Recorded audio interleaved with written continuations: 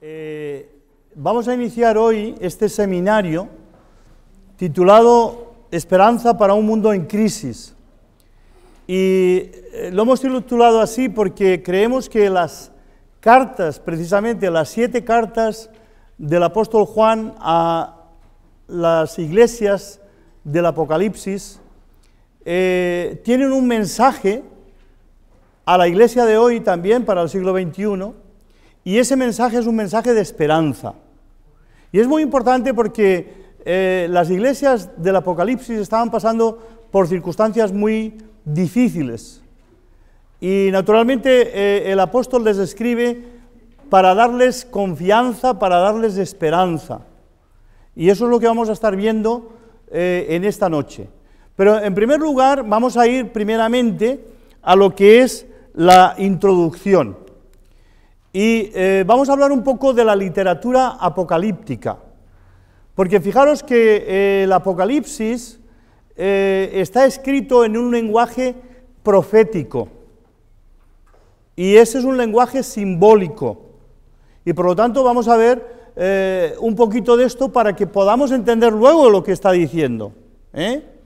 Así que se clasifica este término de literatura apocalíptica a los libros que utilizan símbolos, visiones, imágenes, para desarrollar el tema que presentan.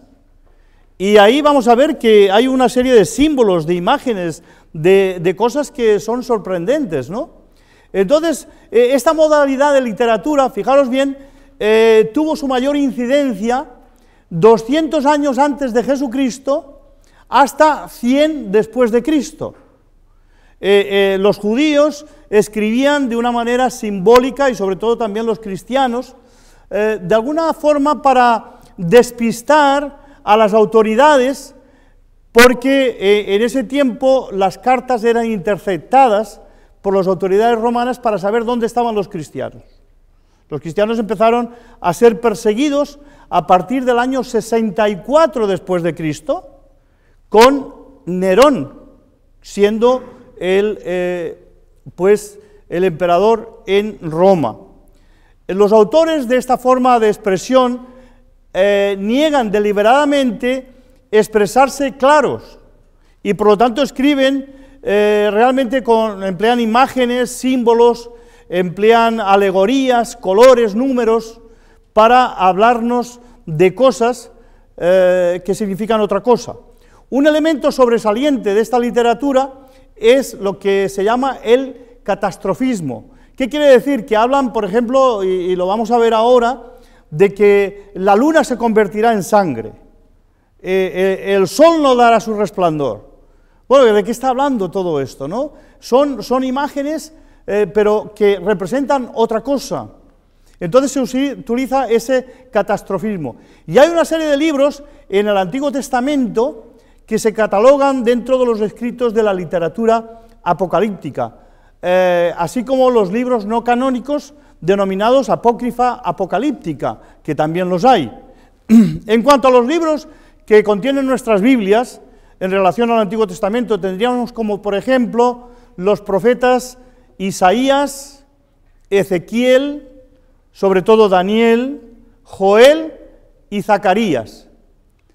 Todos estos profetas hablan un lenguaje apocalíptico, porque usan imágenes y usan catastrofismo en la forma de exponer sus comentarios. En el Nuevo Testamento solo podemos encontrar de este tipo de literatura en Mateo 24, en Marcos 13 y en Lucas 17, 21, que todos esos textos están hablando de la misma cosa, junto con el libro de Apocalipsis. No tenemos más literatura apocalíptica en el Nuevo Testamento, simplemente estos pedacitos que hay en los evangelios y luego el libro de Apocalipsis. Aunque más que una literatura apocalíptica, yo la llamaría literatura profética, puesto que esto es lo que se desprende de la intención y el carácter de sus escritos. Por ejemplo, fijaros bien, el libro de Apocalipsis tiene, si no lo sabíais, 404 versículos.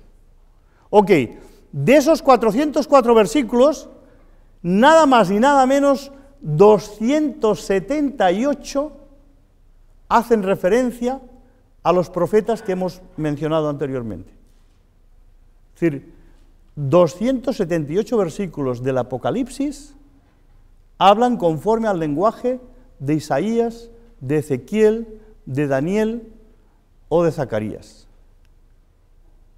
La Enciclopedia Hispánica describe el simbolismo literario de esta forma. Sabéis que existe la Enciclopedia Británica. Bueno, pues se hizo después una Enciclopedia Hispánica copiada de la Británica, pero en español, porque la Británica está todo en inglés.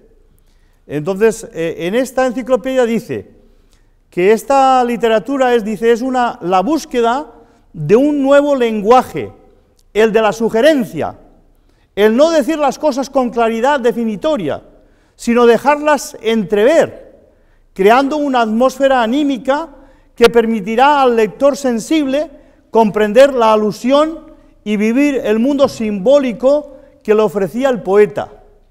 Es decir, que este es el tipo de la literatura. Por eso cuando estudiamos el libro de Apocalipsis, tenemos que ver como un cuadro que nos presenta Juan, y empieza a hablar de simbolismos, y tenemos que encontrar en ese cuadro ese símbolo, lo que representa y lo que nos transmite.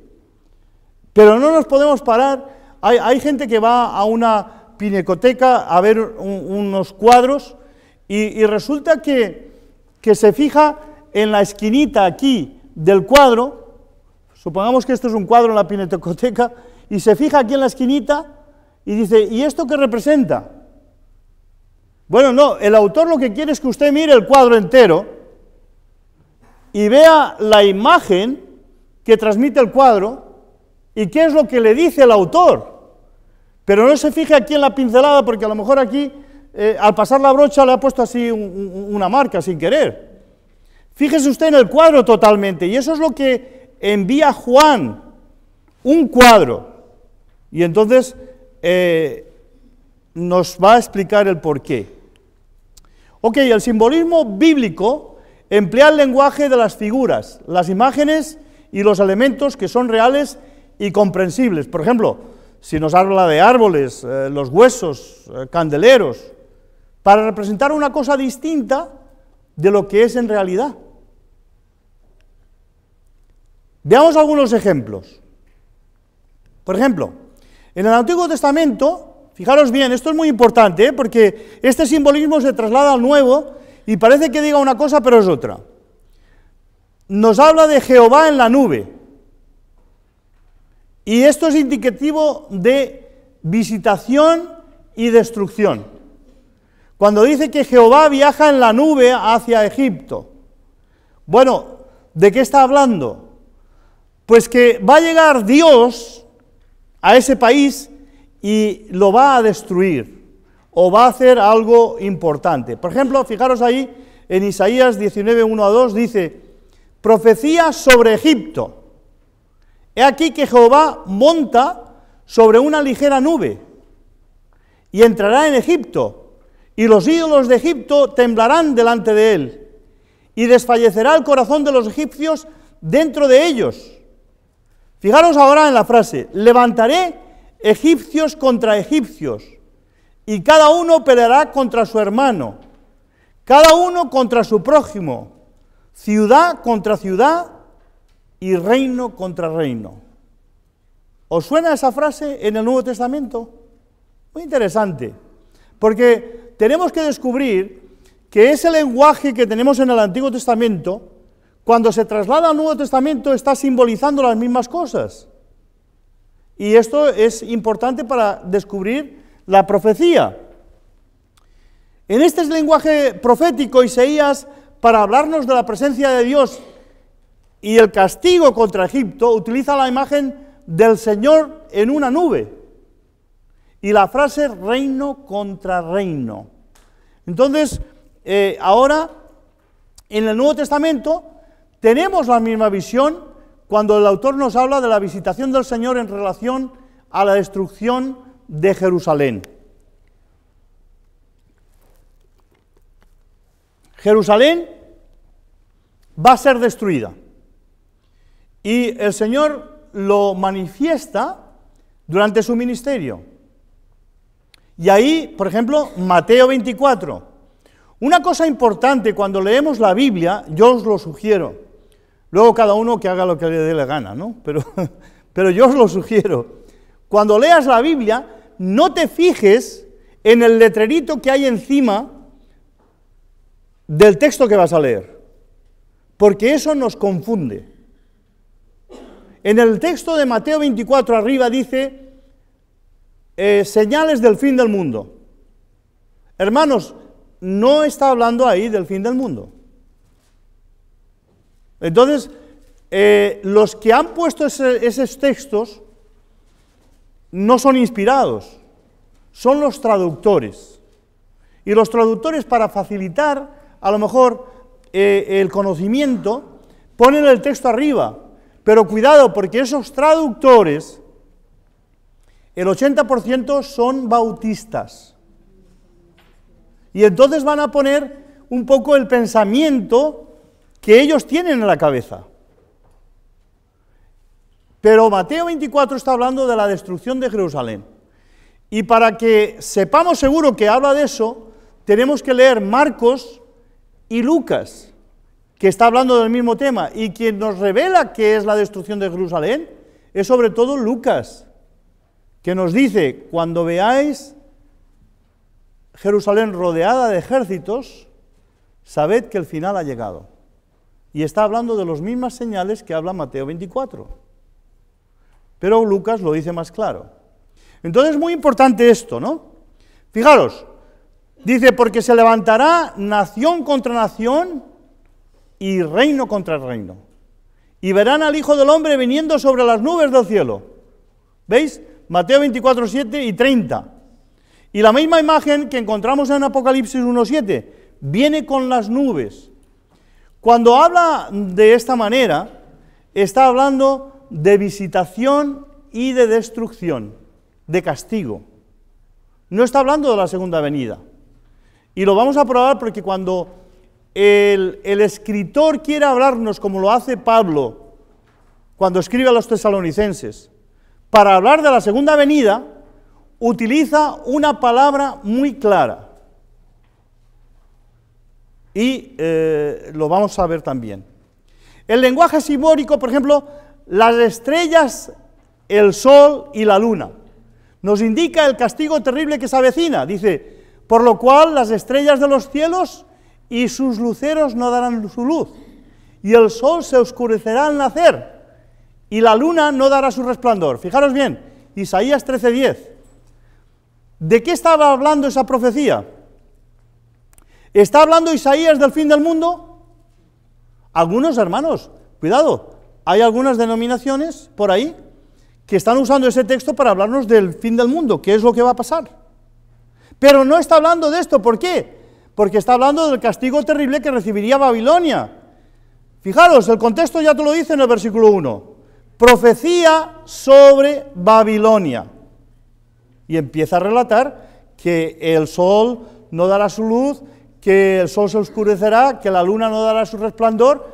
Es un lenguaje para hablar de castigo, hermanos. Pero no está hablando del fin del mundo. Es un lenguaje profético para hablar de castigo. Fijaros ahora Ezequiel 32, 7 y 8. Dice, cuando te haya extinguido cubriré los cielos y haré entenebrecer las estrellas. El sol cubriré con nublado y la luna no hará resplandecer su luz. Haré entenebrecer todos los astros brillantes del cielo por ti y pondré tinieblas sobre la tierra, dice Jehová el Señor. ¿Está hablando aquí del fin del mundo? No, está hablando del castigo que recibirá Egipto. Fijaros lo que dice el 32:2. Hijo de hombre, levanta endechas sobre el faraón, rey de Egipto. Pero para hablar de lo que va a pasar en Egipto, utiliza un lenguaje simbólico, utiliza el catastrofismo. Hermanos, ¿no nos da un poco de terror pensar que el sol se va a oscurecer, que la luna no va a dar su resplandor, que viene un castigo fuerte? a la nación de Egipto. Pero no está hablando del fin del mundo. La misma simbología de castigo aterrador aparece en el Nuevo Testamento. Fijaros, e inmediatamente después de la tribulación de aquellos días, el sol se oscurecerá y la luna no dará su resplandor, y las estrellas caerán del cielo, y las potencias de los cielos serán conmovidas. Hermanos, es el mismo lenguaje, pero no está hablando del fin del mundo, está hablando de la destrucción de Jerusalén. La destrucción de Jerusalén, hermanos, marcó un antes y un después. Es decir, el Señor Jesús quería que el pueblo de Israel le hubiese reconocido como Mesías. Ahora bien, sí que hubo unos cuantos judíos que creyeron en el Mesías, ¿verdad? Porque la primera conversión de los 3.000 eran judíos, ¿no? Y los 5.000 después también eran judíos. Pero el Señor esperaba que el pueblo creyera, se arrepintiera y volviese al Señor, al Mesías. Y les dio todas las oportunidades. Pero cuando ya dijo, este es el punto de inflexión, y Dios termina con el pueblo judío precisamente en el año 70. Porque al principio de la Iglesia, la lucha que había entre el conocimiento que se tenía de la ley, y la lucha era entre la ley y la gracia. Hasta el año 70, cuando Dios destruye a través del Imperio Romano Jerusalén, el templo, y que realmente no dejaron, como decimos, títere con cabeza, porque mataron a espada a todos ser viviente allá, que precisamente ahí se nos habla que dice que la luna se convertiría en sangre. Y el quien lo expresa mejor es el historiador judío Josefo, que nos dice que en las calles de Jerusalén había como 4 dedos de sangre por todas las calles. Y por la noche la luna se veía en la sangre. Por eso la luna se convertirá en sangre. La destrucción de Jerusalén terminó Dios con el pueblo judío. Y a partir del año 70, la temática es entre el gnosticismo y el conocimiento de Dios. Y ahí es otro tema. La misma imagen simbólica nos es presentada por el autor del libro de Apocalipsis. Mirad, fijaros aquí. Miré cuando abrió el 6º sello, he aquí un gran terremoto, y el sol se puso negro como la tela de cilicio, y la luna se volvió toda como sangre, y las estrellas del cielo cayeron sobre la tierra, como la higuera deja caer sus higos cuando es sacudida por el viento. ¿Está hablando aquí del fin del mundo? Pues no, tenemos que seguir la misma hermenéutica, hermanos. Si seguimos esa misma hermenéutica, debemos decir que no. Aquí está hablando del castigo que recibiría el Imperio Romano. Porque la bestia que tenemos en el Apocalipsis no es como la mayoría de comentaristas del siglo XVI, comentaristas protestantes, y también algunos de nuestro campo, de la Iglesia de Cristo, han escrito sobre el Apocalipsis y ponen a la bestia que es el Papa. Bueno, la bestia no es el Papa, porque cuando está escribiendo Juan no está pensando ni en el Papa ni en la Mama, está pensando en el que está haciendo daño a la Iglesia, que es el emperador romano, y esa es la bestia. Por lo tanto, está hablando del castigo que va a sufrir el Imperio Romano. Y hermanos, si ustedes leen la historia, verán que el Imperio Romano fue destruido de una forma agónica, a través de pestes, a través de guerras, que los bárbaros del norte de Europa llegaron y destruyeron a los romanos, porque ese era el castigo que iban a recibir. Y todos los imperios han ido pasando, todos los reinos han ido cayendo, y el que se mantiene firme va a ser el reino de Cristo, que es la Iglesia. Y eso ha sido durante toda la historia. El simbolismo que encierra la sentencia, el día del Señor. Y aquí esto os va a dejar más claro lo que estamos hablando. Fijaros que cuando habla del día del Señor, está hablando de juicio, castigo y salvación. Fijaros que dice, he aquí el día de Jehová viene, fijaros, terrible y de indignación y ardor de ira, para convertir la tierra en soledad. Alguno pensaría, bueno, pues está hablando del fin del mundo, porque viene el día de Jehová. Isaías 13:9. El día del Señor vendrá con asolamiento del Todopoderoso. Fijaros, Isaías 13:6. Está hablando, los profetas están apuntando hacia adelante. Viene el día de Jehová. Viene el día de Jehová.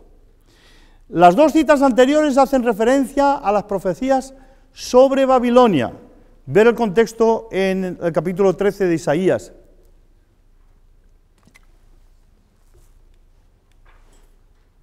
Y fijaros, ahora viene aquí la profecía de Joel. El sol se convertirá en tinieblas, fijaros bien, y la luna en sangre, antes de que venga el día grande y espantoso de Jehová. Y todo aquel que invocare el nombre de Jehová será salvo, porque en el monte de Sión y en Jerusalén habrá salvación. Joel 2, 31 y 32. Comparando el pasaje anterior con el libro de los Hechos de los Apóstoles, podemos observar aquí que el día del Señor habla acerca de la salvación por medio del establecimiento de la Iglesia y del juicio por medio de la destrucción de Jerusalén. ¿Y cómo sabemos esto? Pues muy claramente. Fijaros lo que dice ahora Mateo 11, 13 y 14. Bueno, primero Malaquías. He aquí, yo os envío el profeta Isaías, fijaros bien, antes de que venga el día de Jehová grande y terrible. Malaquías 4 y 5. Y ahora Jesús dice, porque todos los profetas y la ley profetizaron hasta Juan.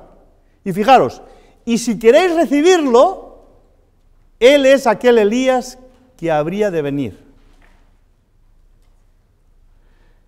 El profeta Malaquías dice, he aquí yo envío al profeta Elías, antes de que venga el día de Jehová grande y terrible. Es decir, y ahora dice, todos los profetas y la ley profetizaron hasta Juan. ¿Qué quiere decir esto, hermanos? Esto es muy importante, porque la mayoría de grupos evangélicos, de grupos protestantes, están tomando de textos del Antiguo Testamento, como Ezequiel, como Daniel y como otros profetas, como Joel, para hablarnos del futuro, para hablarnos del fin del mundo. Pero lo que está diciendo aquí Malaquías es que, es decir, Jesús, es que todos los profetas profetizaron hasta el Mesías. Por eso dice hasta Juan, contemporáneo con Jesús. Todos los profetas del Antiguo Testamento hablaban hacia el Mesías, no veían más allá del Mesías. No había una visión después del Mesías. Era el Mesías. Por eso Jesús dice, todos los profetas y la ley profetizaron hasta Juan, como para no decir han profetizado hasta mí, sino hasta Juan. Y ahora dice, y si queréis recibirlo, está hablando de Juan el Bautista, él es aquel Elías que habría de venir. Entonces, si el día de Jehová va a venir grande y terrible, pero antes de que llegue ese día, el profeta va a venir, y el profeta Elías es Juan el Bautista, ¿cuándo viene el día de Jehová grande y terrible? No va a venir 2000 años después. Tiene que venir en el contexto histórico, contemporáneo, del profeta Elías. Y si el profeta Elías era Juan el Bautista, el año 70 es cuando llega Jehová grande y terrible, el día de Jehová. el día del Señor, para destruir a su pueblo. Hermanos, eso era un drama, ¿eh? Destruir al pueblo que tanto amó y que tanto hizo Dios por él. Entonces, estamos en ese contexto. Malaquías y Jesús no están hablando del fin del mundo, están hablando de un acontecimiento contemporáneo con Cristo, precisamente la salvación y el juicio de Dios hacia su pueblo, simbolizados por el derramamiento del Espíritu Santo en Pentecostés y la destrucción de Jerusalén en el año 70. Porque precisamente Pedro en su discurso está hablando de Joel. ¿O no dice Pedro acerca de el Espíritu Santo que habla Joel, de que se va a derramar? Y esto que estáis viendo, dice, esto es lo profetizado por el profeta Joel. Por lo tanto, está hablando del mismo acontecimiento. La frase del Apocalipsis, vengo pronto, tiene la misma idea de juicio y salvación. Ciertamente vengo en breve, dice, vengo enseguida, 22:20. Por eso hay una confusión pensando que el Señor Jesús ahí quiere decir que va a venir, es decir, que va a venir dentro de 1000 años o de 2000 años. La palabra ahí es muy clara, al principio y al final del Apocalipsis lo repite 4 veces. El Señor va a venir pronto. Escribe, porque estas cosas van a suceder pronto. Y cuando habla a una iglesia y dice, si no os arrepentís, vendré a vosotros. Pero ¿cuándo era ese voy a venir a vosotros? Pues de inmediato, porque las iglesias del Apocalipsis han desaparecido todas. Entonces, ¿cuándo era?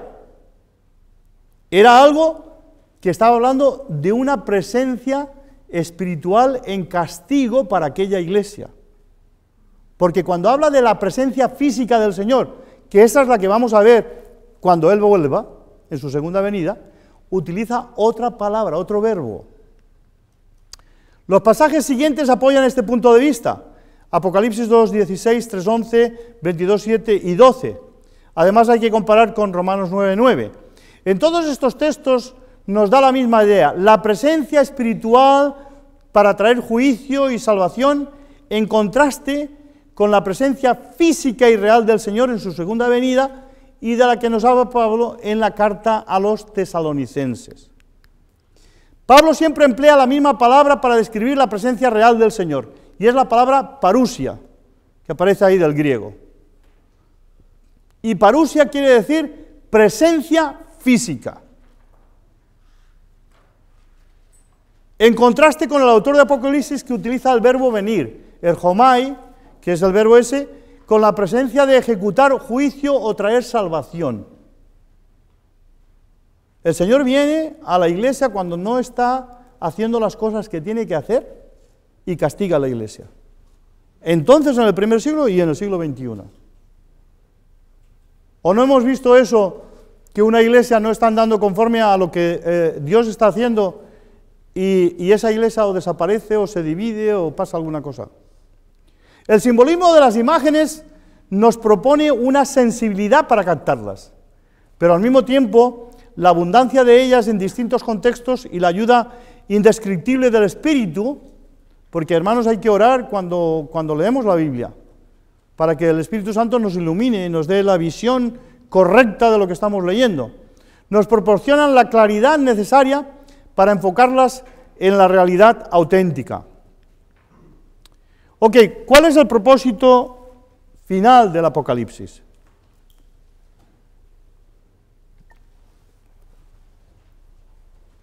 Dios quiere mostrarnos, a través de la revelación de su Hijo, la victoria del reino de Cristo sobre los reinos de la tierra. Y como resultado, la victoria del creyente sobre los poderes del mundo. Podemos estar pasando dificultades, problemas. En España, en un tiempo, la Iglesia estuvo, no voy a decir perseguida, pero sí presionada. Cuando teníamos a Franco como dictador, pero era una dictadura de derechas, que es muy diferente de una dictadura de izquierdas, como son el comunismo. Pero ¿qué pasa?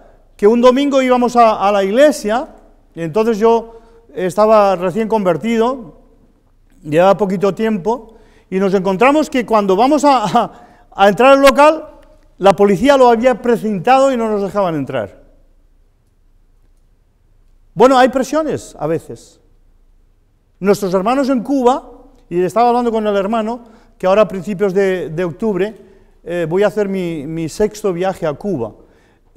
Voy allí a enseñar un seminario a los chicos. Tenemos una escuela de predicadores en La Habana, que se graduaron 12 en abril, y ahora esos 12 más 3 que se habían graduado antes, van a empezar 15 el máster en teología práctica. Y voy a darles allí un curso. Todo está organizado por la escuela de Sunset, que me llaman para que vaya a hacer estos viajes. Pero hermanos, la iglesia en Cuba, a pesar de las circunstancias, a pesar de que hace 5 años, por ejemplo, no se podía tocar a las puertas, ni se podían dar un folleto, sin embargo, ahora sí se puede hacer eso. La iglesia en Cuba, a pesar de que el gobierno hace todos los esfuerzos posibles en las escuelas para enseñarles que no existe Dios, la iglesia está creciendo. Y la iglesia está creciendo más allá de nuestra imaginación. Tenemos 130 congregaciones en Cuba. Y en lo que es la zona al sur de Cuba, tenemos alguna congregación, por ejemplo, una que yo conozca que tiene 600 miembros. Y es algo impresionante. Hay presión, pero el reino de Dios, la iglesia de Jesucristo,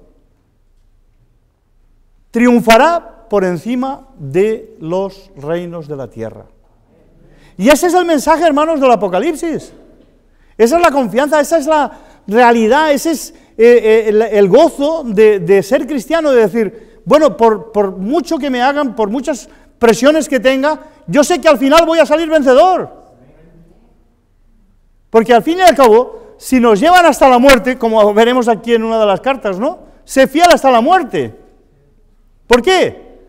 Porque Él nos va a dar la corona de la victoria. Porque creemos que hay vida después de la vida. No es que lo creemos, es que tenemos pruebas irrefutables de las que hay, por muchos motivos. Entonces, ese es el mensaje, es una profecía de esperanza, bienaventurada para los primeros cristianos, y el mensaje de bienaventuranza para la iglesia del siglo XXI, sobre todo las de Occidente. Ahí tenéis ahora una imagen de lo que es... en aquel entonces esto se llamaba Asia Menor. Hoy en día esto es la nación de Turquía. Yo he estado aquí, he estado en Estambul, que está aquí la capital, pero no he estado aquí en Pérgamo. Quien ha estado en estas zonas ha sido mi hijo mayor, que algunas de las fotos que vamos a ver ahora. Pero aquí estaban distribuidas las iglesias: Éfeso, Esmirna, Pérgamo, Tiatira, Sardis, Filadelfia y Laodicea. En esta zona habían más congregaciones. Aquí habían 2 más, en esta zona de aquí, que ahora las vamos a mencionar. Y veis Éfeso, que está aquí en este punto, estaba en la costa en aquel tiempo, luego por una serie de movimientos de tierra y cataclismos, ya la tierra fue cubriendo más para allá y ya no se encuentra tocando el mar. Y enfrente de aquí, solamente a unas 20 millas, entre 20 y 50 millas, está la isla de Patmos, donde se encontraba Juan cuando escribió el Apocalipsis. Entonces, ahí está la distribución. Y claro, todo esto es el mar Mediterráneo. El mar Mediterráneo. Más para aquí, esta parte de aquí, sabéis, aquí está Israel. Aquí está Israel. Y desde Israel se puede ir a España, que está aquí, con barco. Lo que pasa es que tardan mucho, es mejor ir en avión, porque en avión se tardan 5 horas, de Madrid a Tel Aviv. Entonces, ahí está estamos en el Mediterráneo, esto es el Mediterráneo, y esto aquí arriba es el Mar Negro. Entonces, aquí estaban las 7 iglesias, que realmente no eran 7, sino como unas 11 congregaciones. Ahora, ¿por qué utiliza el 7? Pues es un número, hay una numerología bíblica. El 7 significa completo, y lo vamos a ver luego cuando tratemos las cartas, como el ángel que escribe a la iglesia dice, lo dice en plural, es decir, que va para todas las congregaciones. ¿Cuál es el mensaje de las cartas? El mensaje del Apocalipsis es un mensaje de esperanza para la iglesia de todos los tiempos. Algunos han sido críticos con este libro diciendo que es difícil de entender. Y bueno, es verdad que es difícil de entender, pero si Juan escribe y el Espíritu Santo le inspira a Juan para escribir un libro, implica que el libro se tiene que entender. A nosotros, los cristianos del siglo XXI, nos puede costar más entenderlo. ¿Por qué? Porque el mensaje era para los cristianos del primer siglo. Pero la palabra revelación o apocalipsis significa descubrir la visión, literalmente, etimológicamente. Y si es descubrir, no es ocultar.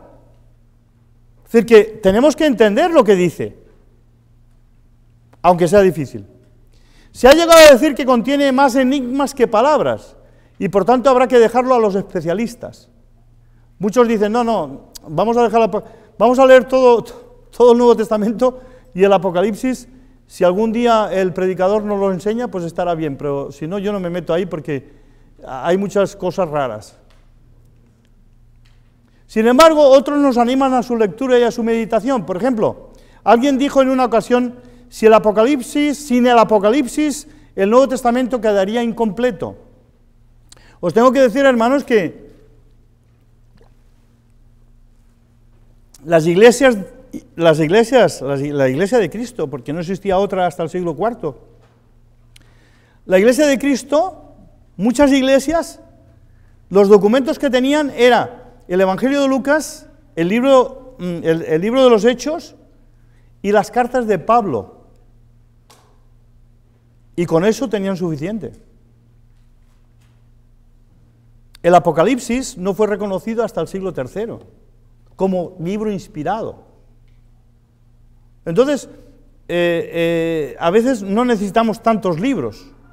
Están ahí, están ahí, gracias a Dios porque están ahí y nos ayudan en algunas cosas. Pero ¿no podríamos nosotros, la iglesia, trabajar? Mira, alguien me está llamando ahora, pero yo le he quitado la voz. A mí me está marcando alguien, pero le he quitado la voz.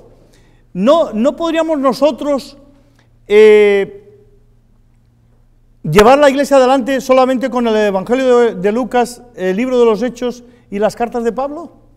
Yo os diría más, yo creo que con el Evangelio de Lucas y el libro de los Hechos podríamos llevar la iglesia de Cristo, porque ahí está la base de qué es lo que nosotros creemos. Porque las cartas, hermanos, no olvidemos que van dirigidas a congregaciones con problemas concretos, y son para esas congregaciones. Luego nosotros sacamos de ahí un mensaje que nos ayuda, pero no es para nosotros. La carta de Pablo a los Gálatas es para los Gálatas. La carta a los romanos es para los romanos, no es para la iglesia del siglo XXI. Pero claro, ahí hay enseñanzas que podemos utilizar. Eso es otra cosa.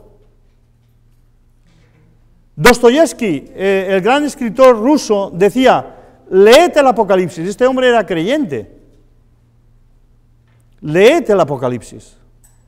Y el teólogo Bruce nos dice, el Apocalipsis es uno de los libros más consoladores de la Biblia. Imaginaos. Nos animan a leerlo. El Apocalipsis es el libro que más ayuda a mantener la esperanza en los tiempos difíciles.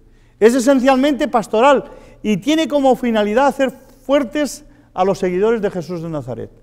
Lo que quiere el autor Juan es transmitir un mensaje de esperanza, de fuerza a la iglesia que está pasando por dificultades. El apóstol Juan es una autoridad en la iglesia, conoce bien a los hermanos y ha recibido de Dios el encargo de escribir lo que vea, porque lo que escribe son visiones, hermanos, visiones. Y les esperan tiempos difíciles a la iglesia, y quiere darles fortaleza y esperanza. Llamará dichoso precisamente al que lee y a los que oyen las palabras de esta profecía y guardan las cosas que en ellas escritas. Es decir, que el que lee el Apocalipsis es dichoso. Dichoso el que lee estas palabras, esta profecía. Nada hay más importante en la vida cristiana que la forma en que tratamos a la Biblia y la forma en cómo la leemos. Es nuestro texto, es nuestra única fuente, nuestra única autoridad. Y nada sabemos de Dios y de la vida cristiana en un sentido verdadero sin la Biblia. Es bueno leer la Biblia a diario, pero puede ser infructuoso si no lo hacemos como algo que es de importancia vital. Nos dice este señor, Martin Lloyd-Jones. No sé si es de la Iglesia de Cristo o no, pero lo que me interesa es que lo que dice tiene toda la razón. Hay que estudiar la Biblia con la confianza de que Dios nos está hablando. Y yo sé porque yo escribo libros, y luego el hermano los anunciará los libros, pero yo escribo libros, pero yo sé que el pueblo latino no lee. No lee, tenéis que ser sinceros. No leemos, nos cuesta mucho coger un libro. Preferimos que algo de ver ¿Nos quedan 5 minutos? Bueno, sí, ya vamos a terminar. Me salto entonces el tema. Las palabras que tenemos aquí son palabras que nos hacen felices, son palabras de esperanza, de victoria, por tanto son palabras que podemos comprender. Y tendríamos que decir esta noche, aleluya al Cordero, que nos revela, nos muestra, nos abre nuestros ojos al entendimiento de la profecía para poder ser felices. Ningún libro del Nuevo Testamento se presenta a sí mismo como escritura inspirada por Dios con la fuerza y la convicción con que lo hace el libro de Apocalipsis. Juan se encuentra desterrado en la isla de Patmos y un domingo, fijaros bien, un domingo, recibe del Señor una visión. Yo estaba en el Espíritu en el día del Señor y oí detrás de mí una gran voz como de trompeta que decía, yo soy el Alfa y la Omega, el primero y el último. Escribe en un libro lo que ves y envíalo a las iglesias que están en Asia, a Éfeso, Esmirna, Pérgamo, Tiatira, Sardis, Filadelfia y la Odisea. Vamos a dejarlo aquí, hay unas notas más, pero como os lo van a dar todas las notas, yo quiero ser consecuente con el tiempo, además me imagino que debe también que ser por la cinta, no da más, hay que poner otra. Entonces, vamos a terminar aquí y ahora dejaremos un tiempo para preguntas. Gracias, hermanos y amigos, por vuestra atención.